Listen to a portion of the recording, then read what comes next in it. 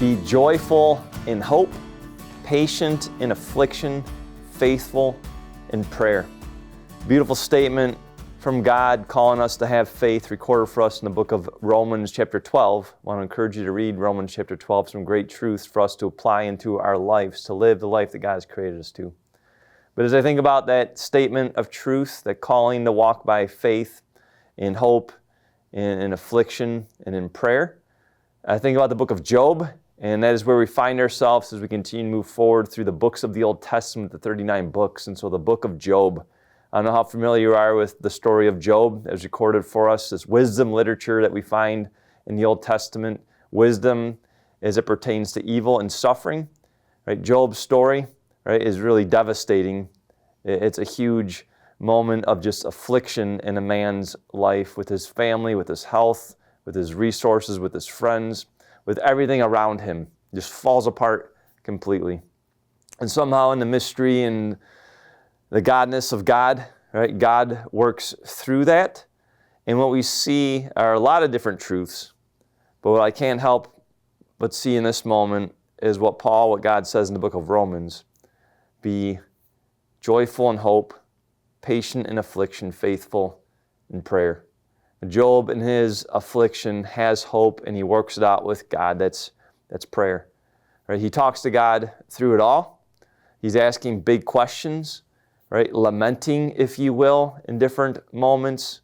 His friends show up, they try to help him. Certainly there's a calling for us to be good friends when there comes affliction in our life, when it feels like hopelessness is on the horizon or we want to give up our relationship with God.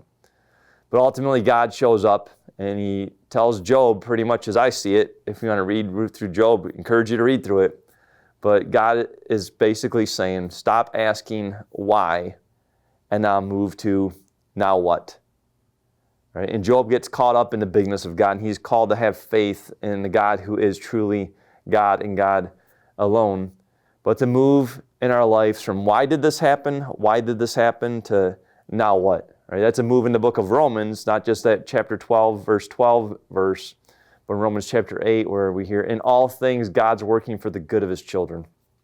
Right? Certainly for Job it didn't feel good, but ultimately what the devil brought in Job's life, God repurposed it for good. And we see Job as he begins to move forward, not just being consumed in grief and sorrow and pain and questioning and lamenting. He moves forward suddenly by faith in his lamenting. And we see God bring a new day for him. We see God bring hope. Right? We see God bring hope. And Job was patient in his affliction. And he stayed faithful in prayer. And so my question for you as you move forward, because each of us have breath today, is what's next, God? What's next? What are you going to do through me? What are you calling me to do today? And certainly none of us are immune to affliction in life. That's the reality of sin and brokenness on the side of eternity. And that's the great hope of heaven, to where there'll be no more suffering and pain. But the question for us, and Jesus said, right, in this world you will have trouble, but take heart, have courage, for I have overcome this world, is how do we have courage to look forward to the next day, to the next moment, to the next opportunity that God is going to give to you and to me. Just like Job, that we would be joyful in hope, joyful in the expectations, the promises of God, that God is working through things, that something new is coming. Sunday is coming. Right? It's not all going to be Good Friday or Saturday moments, but Sunday, the Easter, that resurrection moment is coming in all of our lives.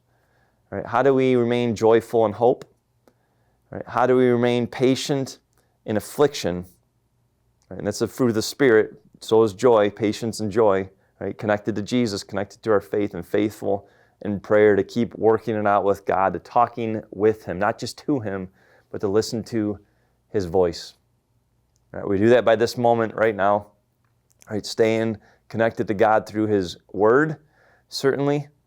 But we also do that in moments where we gather for worship, in moments where we live in the truth of forgiveness, and certainly with Christmas here, right, around us.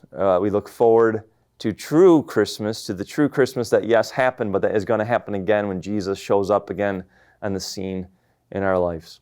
Right? It happens when we walk by faith.